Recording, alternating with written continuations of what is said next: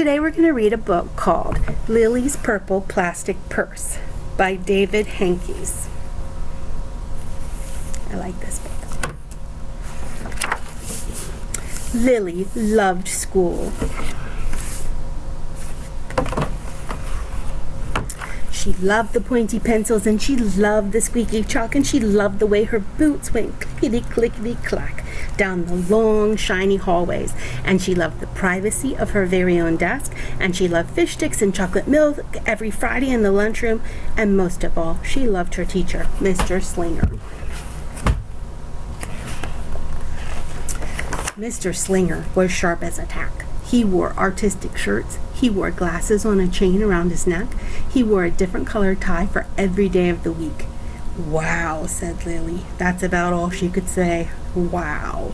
Instead of greeting students or good morning pupils, Mr. Slinger winked and said, "Howdy." He thought that desks in a row were old-fashioned and boring. Do you rodents think you can handle a semicircle? He always provided the most tasty snacks, things that were curly and crunchy and cheesy. "I want to be a teacher when I grow up," said Lillie. "Me too," said her friends Chester and Wilson and Victor. At home, Lillie pretended to be Mr. Slinger. "I'm the teacher," she told her baby brother Julius. "Listen up." Lillie even wanted her own set of deluxe picture encyclopedias. "What's with Lillie?" asked her mother. "I thought she wanted to be a surgeon or an ambulance driver or a diva," said her father.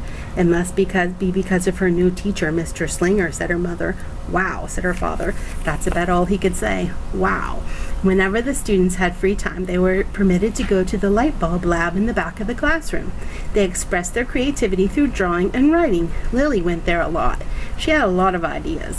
She drew pictures of Mr. Slinger. She wrote stories about him. During sharing time, she showed her creations to the class. "Wow," said Mr. Slinger. That was about all he could say. Wow. When Mr. Slinger had bus duty, Lillie stood in line even though she didn't ride the bus. Lillie raised her hand more than anybody else in class, even if she didn't know the answer. And she volunteered to stay after school to clap erasers. "I want to be a teacher when I grow up," said Lillie. "Excellent choice," said Mr. Slinger.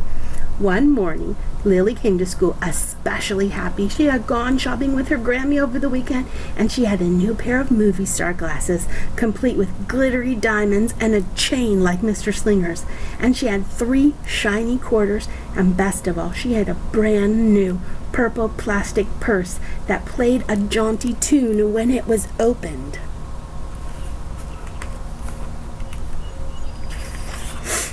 Lillie wanted to show everyone. "Not now," said Mr. Slinger. "Listen to our story." Lillie had a hard time listening. Lillie really wanted to show everyone. "Not now," said Mr. Slinger.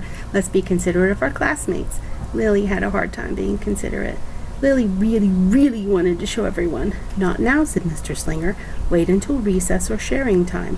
But Lillie could not wait. The glasses were so glittery, and the quarters were so shiny, and the purse played such nice music, not to mention how excellent it was for storing school supplies. "Look," Lillie said. "Look, everyone, look what I've got." Everyone looked, including Mr. Slinger. He was not amused.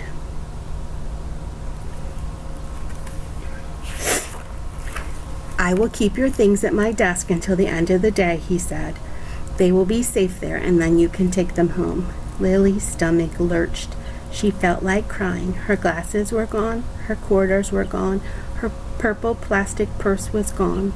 She longed for her purse all morning. She was too sad to eat the snack that Mr. Slinger served before recess. That afternoon, Lillie went to the light bulb lab. She was still very sad. She thought, and she thought, and she thought, and then she started to become angry. And she thought some more, and then she became furious. And she thought, and she thought, and she thought, and then she drew a picture of Mr. Slinger. Right before the last bell ring, Lillie sneaked the drawing into Mr. Slinger's book bag. "Big, fat, mean Mr. Stealing teacher, wanted by FBI. P.S. I don't want to be a teacher when I grow up." When all the students were buttoned and zipped and snapped and tied and ready to go home, Mr. Slinger strolled over to Lillie and gave her her purple plastic purse. "It's a beautiful purse," said Mr. Slinger. "Your quarters are nice and jingly, and those glasses are absolutely fabulous. You can bring them to school as long as you don't disturb the rest of the class." "I do not want to be a teacher when I grow up," Lillie said, and she marched out of the classroom. On the way home, she opened her purse. Her glasses and quarters were inside, and so was a note from Mr. Slinger. It said, "Today was difficult. Tomorrow will be better." There was also a small bag of tasty snacks at the bottom of the purse. Lillie's stomach lurched. She felt like crying. She felt simply awful. Lillie ran all the way home and told her mother and her father everything. Instead of watching her favorite cartoons, Lillie decided to sit in the uncooperative chair. That night, Lillie drew a picture of Mr. Slinger. Lillie was really sorry. This is her letter. Lillie was really sorry, so everyone forgave her, even her parents, even her stinky baby brother, even her especially incredible teacher. And then the sun shined a smiley face down on everyone and everything, even the bugs and worms.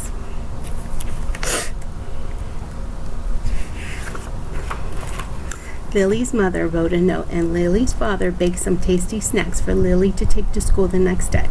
"I think Mr. Slinger will understand," said Lillie's mother. "I know he will," said Lillie's father. The next morning, Lillie got to school early. "These are for you," she said to Mr. Slinger, "because I'm really, really, really, really, really, really, really, really, really, really, really, really sorry." Mr. Slinger read the story. He looked at the picture. He read the note. He sampled the snacks. "Wow," said Mr. Slinger. That's about all he could say. Wow. "What do you think we should do with this?" asked Mr. Slinger, showing the picture from yesterday. "Could we just throw it away?" said Lillie. "Excellent idea," said Mr. Slinger. During sharing time, Lillie demonstrated the many uses and unique qualities of her purple plastic purse, her shiny quarters, and her glittery movie star glasses. Then she did a little performance using them as props. "It's called interpretive dance," said Lillie. Mr. Slinger joined in. "Wow," said the entire class. That's about all they could say. Wow. Throughout the rest of the day, Lillie's purse and quarters and sunglasses were tucked safely inside her desk. She peeked at them often, but did not disturb a soul. Right before the last bell rang, Mr. Slinger served Lillie's snacks to everyone's delight. "What do you want to be when you grow up?" Mr. Slinger said. "A teacher!" Everyone responded. Lillie's response was the loudest. "Excellent choice," said Mr. Slinger. As the pupils filed out of the classroom, Lillie held her purple plastic purse close to her heart. Mr. Slinger was right. It had been a better day. Lillie ran and skipped and hopped and flew all the way home. She was so happy, and she really did want to be a teacher when she grew up. That is, when she didn't want to be a dancer, or a surgeon, or an ambulance driver, or a diva, or a pilot, or a hairdresser, or a scuba diver. The end.